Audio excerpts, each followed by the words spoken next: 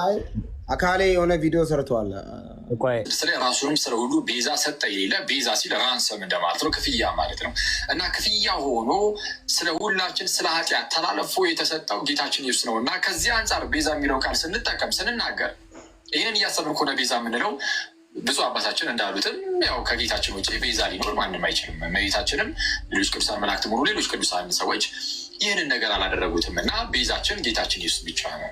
ግን ቤዛ የሚለው ቃል ግን ትርጉሙ ደግሞ ይሄ ብቻ አይደለም ብዬ አስባለሁ። ለምሳሌ አባ ጊዮርጊስ ዘጋስጫ በአርጋኖን መጽሐፉ የቀዳሚው ላይ ቤዛ የሚለውን ቃል ምንም እንኳን ለጌታችን በጣም በተደጋጋሚ ቢሰጠውም የመጽሐፍ ቅዱስ ይጠቅሳል ብዬ ስጠብቅ ለእመቤታችንም በጣም እኮ ነው የሚያሳዝነው። ደግሞ አባ ጊዮርጊስ ዘጋስጫ ባይብል ያውቃል የተባለው ልጅ አይደል? አስታውስ። ይሄ ልጅ ወንጌልን ለመሸፈን ሄደ። ባይዞ ዲስ ጋይ ሊትራሊ ዲመኒክ። በነገራችን ላይ እንደዚህ አይነቱን በጅራፍ እኔ ከመጽሐፍ ቅዱስ ጥቅስ ያመጣል ብዬ ሲጠብቅ ተረት ነው ያመጣው።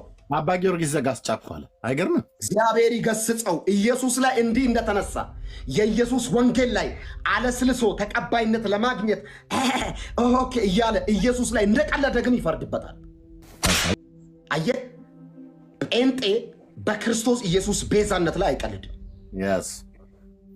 ቀልድ የለም። እኔ ከአንተ ጋር ለመኖር እችላለሁ፣ ከአንተ ጋር እንጀራ ለመቋረስ በጣም ሲምፕል ነው። ሃይማኖተኛን አንጀቱን በልቼ ተረታ።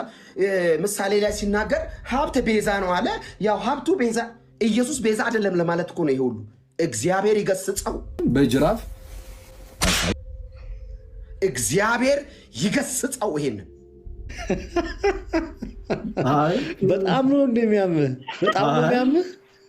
አንዳንድ ጴንጤዎች ስርዓት ይኑራችሁ። የት ቤት እንደምትርመሰመሱ ግን ይሁ ለማን ስትሉ እንደነበር ግን ይሁ ጸረ ኢየሱስ አለስልሶ ኢየሱስ ጠል ሙቭመንት ዲስ ጋይስ ሊትራሊ ኢየሱስን ይጠላዋል። አንተ ማርክ ብሎ የማህበሩ አስተባባሪ ተላላኪ ነህ።